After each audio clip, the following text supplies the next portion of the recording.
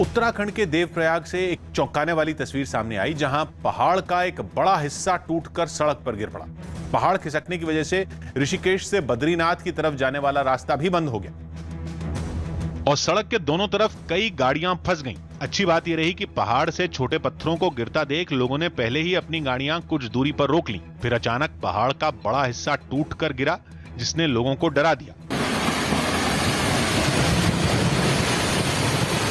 इतनी भारी मात्रा में मलबे को गिरता देख कुछ लोग तो डर कर पीछे की तरफ भाग गए। पहाड़ से गिरे मलबे की वजह से सड़क पूरी तरह बंद हो गई। लोग काफी देर तक इस इंतजार में खड़े रहे कि शायद पहाड़ से पत्थर गिरने बंद हों, लेकिन पत्थर गिरने का सिलसिला चलता रहा।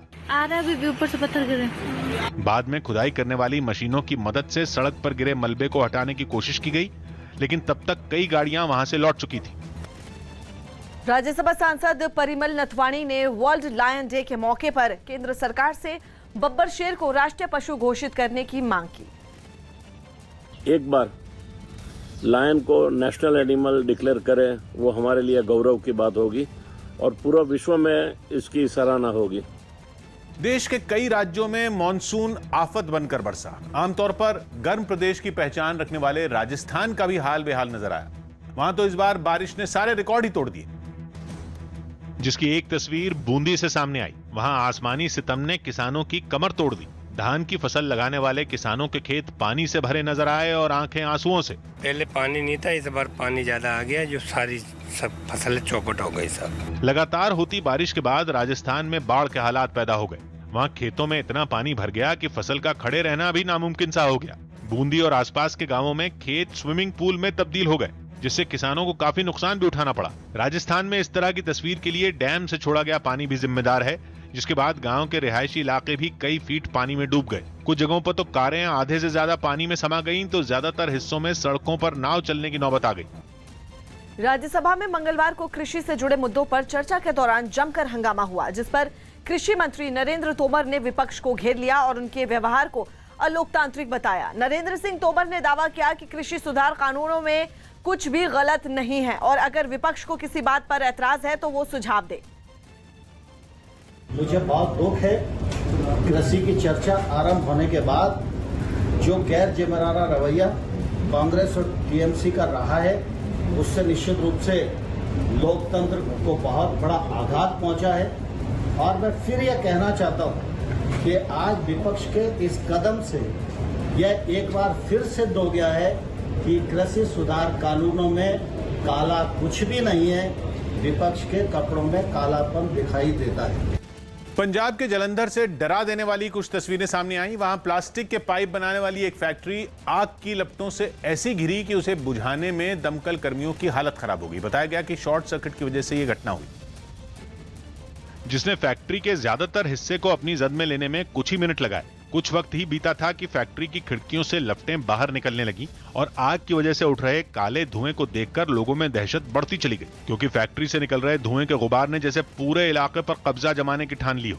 ऐसे में फैक्ट्री के बाहर लोगों की भीड़ इकट्ठा हो गई और सबके जहन में बस यही सवाल आने लगा कि इस आग को कैसे बुझाया जाए। इस बीच फायर ब्रिगेड की टीम वहां पहुंच गई। आग ज्यादा देखते हुए फोन आए थे, हेड ऑफिस तो भी गड्डियां भेजने पे हैं। फैक्ट्री में लगी आग को बुझाने का सिलसिला काफी देर तक चला और आखिरकार दमकल कर्मियों ने कड़ी मेहनत के बाद उसे बुझा लिया। भारतीय रेलवे के जरिए अब हर मुसाफिर की यात्रा मंगलमय होगी। खबर है कि रेल में अब सिर्फ वंदे भारत एक्सप्रेस जैसी ट्रेनें चलाई जाएंगी, यानी अब आपकी यात्रा न सिर्फ पहले से ज्यादा सुरक्षित हो सकेगी, बल्कि बहुत कम वक्त में लंबी दूरी की यात्रा भी तय कर सकेंगे।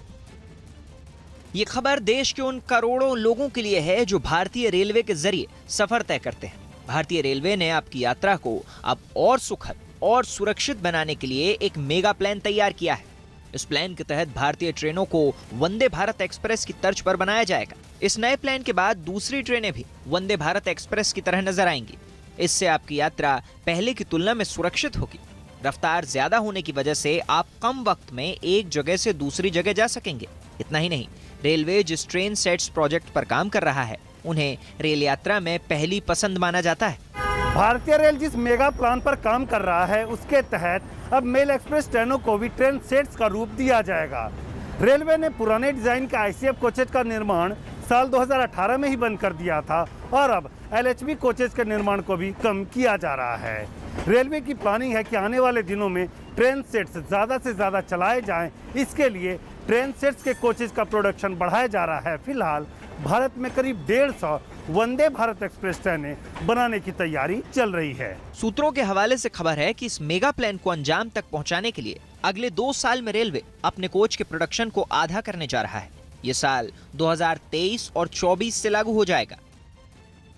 नए प्लान के तहत लंबी दूरी की ट्रेनों में लगने वाले LHB कोच के प्रोडक्शन को करीब 5500 से घटाकर 1700 कर दिया जाएगा।